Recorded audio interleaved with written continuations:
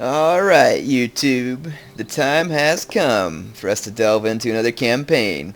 And I'm both excited and not excited about it. Excited because this campaign is really stinking fun.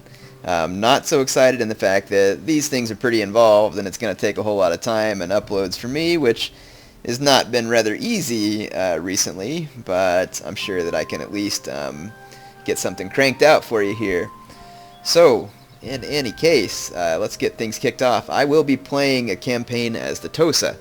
Now, just about everybody, their dog, and their dog's dog has been doing Let's Plays of Fall of the Samurai on YouTube. Well, two things will be unique about mine. Number one, I never call it Let's Play. um, Number two is you, the viewer, are going to get to have some input during my campaign. Now, I didn't allow you to choose which faction because I kind of wanted to choose the faction. I feel like playing as the Imperial one right now, so that's what I'm going to do. And I kind of think that the Tosa will be fun. I have played some campaign, and so I have a slight, idea on how to handle it. I'm not perfect at it, and of course I'll learn as I go along. Now, when I say you get to have input, what that means is that whenever I read through the comments on each successive campaign video, I will be looking for comments that have the most thumbs up. And the types of comments that I'm looking for are, "Hey Heir, you should try invading the," or "maybe you should take a navy and," or "please try to train this type of unit," or "try to build this kind of building."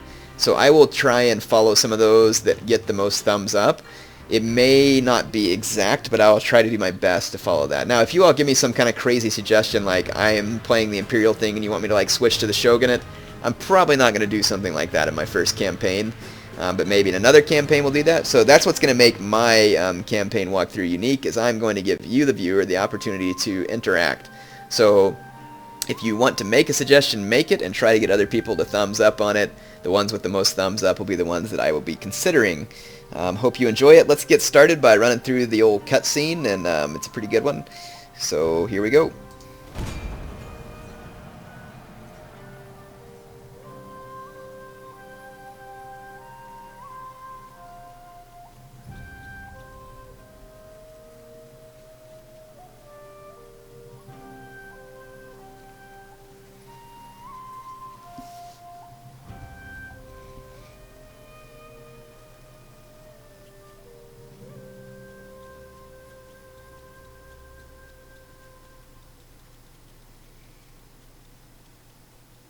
Just as a quick aside, they really do have a good soundtrack on this game, too.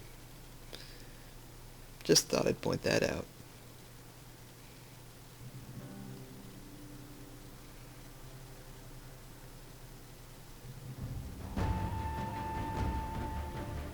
After the Sengoku Jidai, peace reigned for 200 years. In Kyoto, the emperor continued as divine head of state. But real power was held by the Tokugawa shogunate. For 2 centuries, they ruled with absolute authority. Japan prospered. The people were content. In 1853, American warships changed everything. The shogun abandoned his people and signed the Treaty of Peace and Amity. The gates to Japan were open.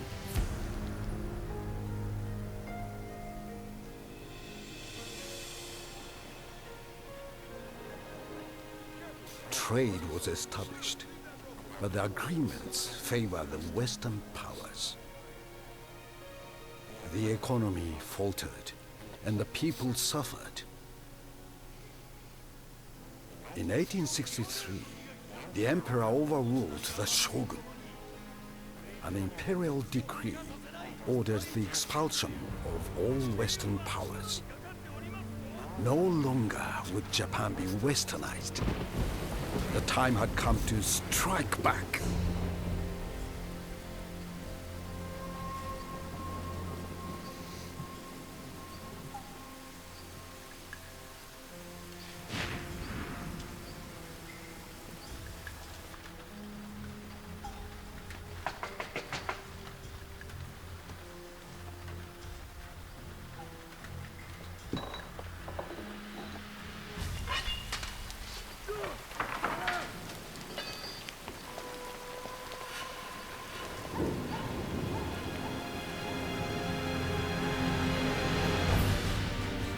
Western powers gave the answer. Prepare to run out the guns. On my command, fire!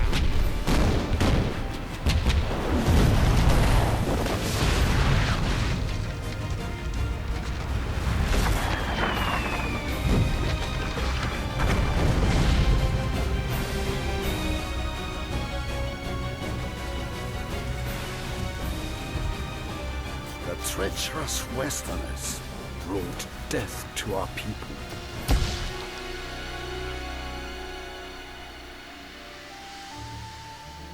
The Shogun no longer commanded respect or loyalty. Imperial rule had to be restored. To strengthen our position, the Emperor made peace with the British. We will study their ways and discover their secrets.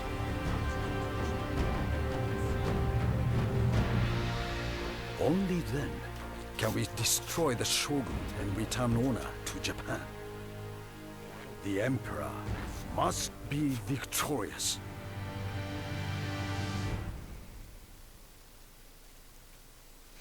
Tosa domain. Following the Battle of Sekigahara, the Chosokabe clan was stripped of power, and Tosa was entrusted to our family, the Yamauchi. Disheartened by the Shogun's failure to keep the Westerners at bay, we have sought to bridge the divide between the Shogunate and the Emperor.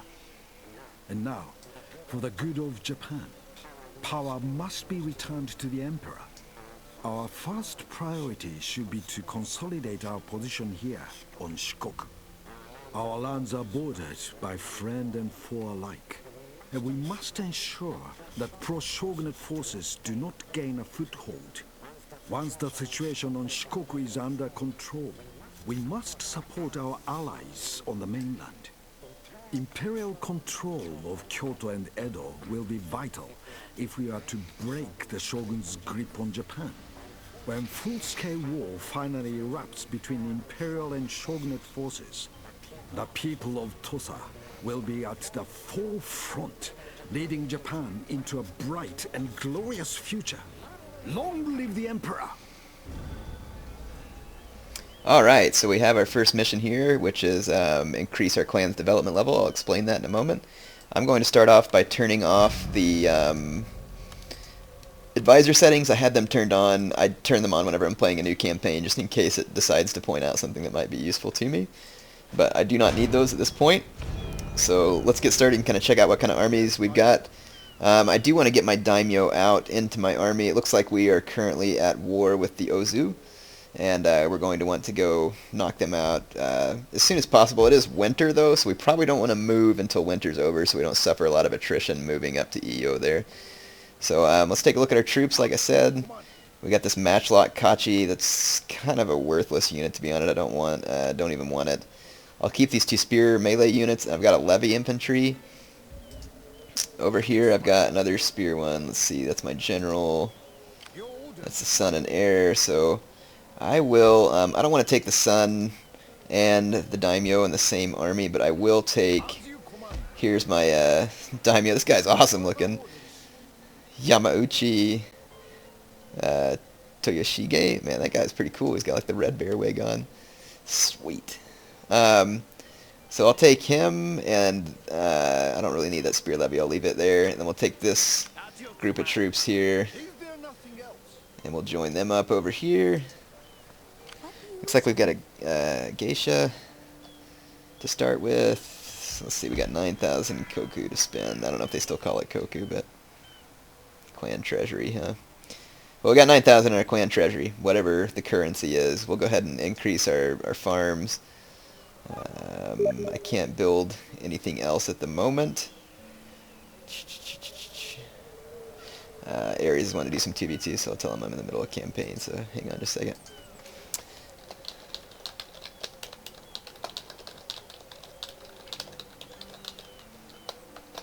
Okay, so let's see here. We can go ahead and probably take the geisha up here to do some scouting and run some nuisance missions. We do have a cadet school, that's good, so I should be able to train line infantry. So I'll go ahead and recruit several units of line, and we can also recruit Saber Cav, and I don't know, I'll probably recruit, I guess, 1 unit maybe. I can't upgrade my port yet. What do I have for a navy? Got a Chiton class corvette and a couple of gunboats. That'll be sufficient for now. So some of the new features, let's go ahead and start taking a look through. I'm actually going to go ahead and put my taxes on auto-manage, just so I don't have to fool with that crap. Let's go ahead and start doing our research. There's civil policy and military policy. I'm going to research the military policy first. I'm going to go ahead and start researching, let's see, enables bonsai, 5 to unit replenishment. So this will be a good one to start with. And you can actually like kind of research things in trees now. So like if I want to get to this one, I can click it and it'll go down the tree to get there. So that's kind of a cool feature that they've added, but I don't really want to go straight to that one. I'm going to go ahead and research this one first. Let's go to our clan management. There's really nothing we can do here yet because you can't really appoint your generals to positions until you gain some recognition from the Emperor first. You can change your allegiance. Like if I did want to support the Shogunate, I can do that. It would kind of be like switching religions in the past Total War games. That's all we really need to do right now. What we could do is go ahead and probably build like one more decent ship if I have the availability to do so, and go start harassing. We could build this wooden frigate right here. It's pretty expensive and it has pretty expensive upkeep, but this will definitely give us some serious naval power in this vicinity. Or, to be a little bit cheaper, I could just build a Kasuga-class corvette, which is a 16-gun corvette. That's probably what I'll do for now, just for the sake of the treasury until I get established a little bit. Alrighty, let's check out our diplomacy and make sure any trade agreements we can have are in place. It looks like they are. There's nothing else we can do there. That's pretty much it for now. Let's go ahead and end the first year. Oh, one last thing I should explain. So your clan gains modernization, like so you advance to different levels of development, and so that's how it unlocks the next, trees of research to your availability. So, this is basically like as you advance, you also gain some bonuses for advancing. So this basically happens as you build your cities and research new technology and all that kind of stuff. All right. The turns do end a little bit quicker these days, which is nice. So it's not like super duper fast, but it definitely goes fairly quick. You don't have to wait like super long in between turns. Like I said, we probably don't want to attack in the winter anyway, so this will just be our opportunity to maybe build up some of our buildings. And there are lots of turns per year. I don't remember exactly how many turns there are per year, but the winter lasts for several turns at least. It's not like a once and done kind of thing. My income is going to go down as I'm training a lot of troops, and I need to like kind of upgrade my infrastructure a little too. So as soon as I get enough money, I'm going to go ahead and build my settlement up further so that we can build some buildings in order to. And actually, what I could do also is go ahead and even though I'm training, well, I'll wait for this. I'll wait for the ship to finish. Well, no. I'll go ahead and sail, because I'm going to try not to get any fights. But I'll go ahead and sail over here and see if we can contact the people in Satsuma, so the Shimazu. So we'll sail over here and see if we can discover them, just so that I can try and open some trade with them via our port right here. And I'm already allied to them, so that's good. Let's go ahead and end this turn. We're just going to have to do some turn ending here. Like I said, save our money, build up our city a little.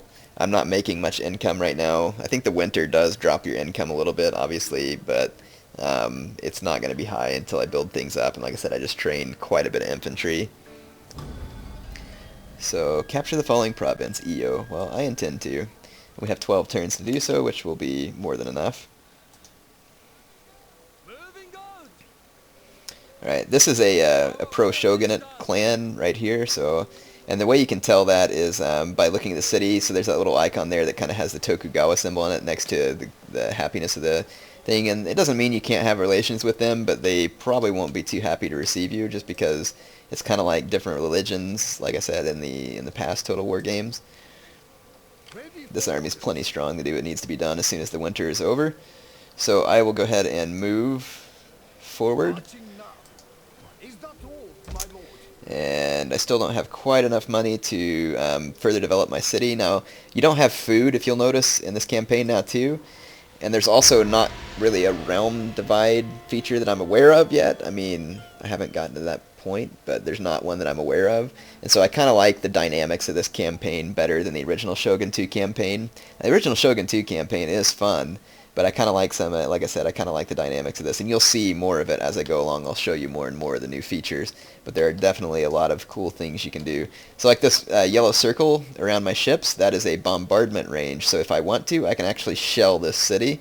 And I will be shelling some cities in the near future whenever we make some attacks. So here I have now discovered the Shimazu, or Satsuma as they're called in here because that's their home province. But it's basically the remnants of the Shimazu. So they're friendly, and I can try and open trade. They're saying this deal is satisfactory, so they're likely to just go ahead and make the deal. So I don't really have to offer them any sweeteners. So there we go. I've opened up trade with Satsuma, and that'll help bolster my economy just a little bit. And I may sail down to this island real quick too and try and open trade with them as well. If my port allows it, I may not have any excess capacity at the moment. Let's go ahead and end another turn, but I'm going to go ahead and start upgrading my city first. And my farms are almost done. It'll add a little bit of income back to me, so that'll be nice.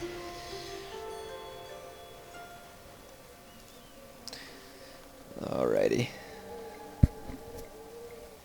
So even if I can't quite open trade with this other clan that's down on this island, I can at least like discover them so that whenever I am able to upgrade my port and open trade. So I just finished my first research thing. It's spring now. I am making slightly more money, but still not very much.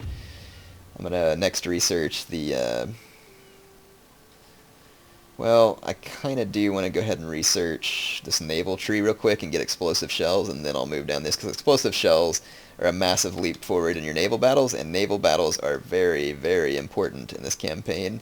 Because having naval control allows you to, of course, move your troops around quicker and bombard cities whenever you're trying to, let's see, what is this clan that's right here?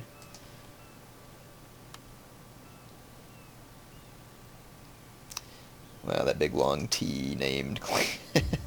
Not going to try and pronounce that. I can't open a trade route because I don't have the capacity, but at least we've discovered them, like I said, and I can try and open trade later. I will go ahead and move my ships back to this point, and I will take my my new Corvette and join them up as soon as my ships get back over there. Okay, and since it is spring, we can probably go ahead and... I'll wait a couple of turns until my ships are available to help back me up. So let's just go ahead and end a couple more turns, and then I'll go ahead and go attack this city up here. Hopefully my allies don't beat me to it, but we'll see. And one of the things I like about this campaign that I've noticed from my own playing is that your allies really do work with you better, and I kind of like the diplomacy, because like it seemed like in Shogun 2, like your allies wouldn't really do a whole lot with you, and they would frequently turn on you for like the littlest things. And it seems like they have improved in a lot of ways. Some of those things about the campaign that seem to be annoying. And so, I mean, I definitely like this campaign. I think it's, you know, majorly fun. So, there we go. Still not making much money, but as soon as my city finishes kind of upgrading to a larger city, I'll be able to build, like, some more infrastructure. And then, of course, as soon as I capture another province, that'll be more income for me. But being able to upgrade my port is going to be kind of critical too, so that I can open more trade routes. Okay.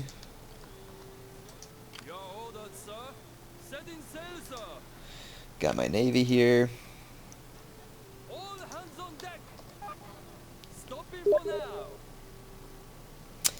Alrighty. Alright, let's go ahead and start moving our daimyo into position. And let's also move our geisha up here. I'm not going to use her because I don't have the money for it right now, but she can at least scout ahead for me. Okie dokie. Construction, got 2 turns left. I just want my ships to be able to catch up with my army and help support. I mean, I feel confident that I can win a battle against the computer, probably. But I do want here the computer's going to come down and face off with me. That's perfectly fine. My army is definitely superior to theirs because of the firepower I have. But they do have, a couple of Yariki and some melee infantry, so I'll have to play it smart here for sure. But anyway, here's your first look at a battle in the new campaign. Okay, the battle's begun. The AI came in with kind of a flanking maneuver, and they're charging their cav in, which is probably actually a fairly good plan. But the thing is I'm going to kill their cav relatively quick, and then I'll use my generals for some hammer and anvil strike, and then I'll do some outflanking with my spear levy. And my guys have really low reload and stuff right now. They're not really fantastic troops. So, I mean, there's a very real chance I could lose this battle if I don't get very proactive very fast. So I'm going to outflank these Yarikachi. Oh, that's a line unit back there. I don't want to get too close to them with my general. Your general is under attack. Yeah, that's not good. This is actually a stupid... Run, you fools! Dang, I better just get my general out of there. I'm going to end up getting him killed. I do think that I'll be able to handle this fight. I've got the enemy outflanked. What the heck are you doing shooting at them? Shoot at the cav that's about to charge into you dumb morons. Can't say that made a whole lot of sense. Looks like we beat this Yarikachi out here too. So this was a pretty brutal fight, to be honest. They had a lot more men in their cav. They had very superior cav because my general's units just aren't up to snuff with Yariki. Come on, freaking rout that Yarikachi already.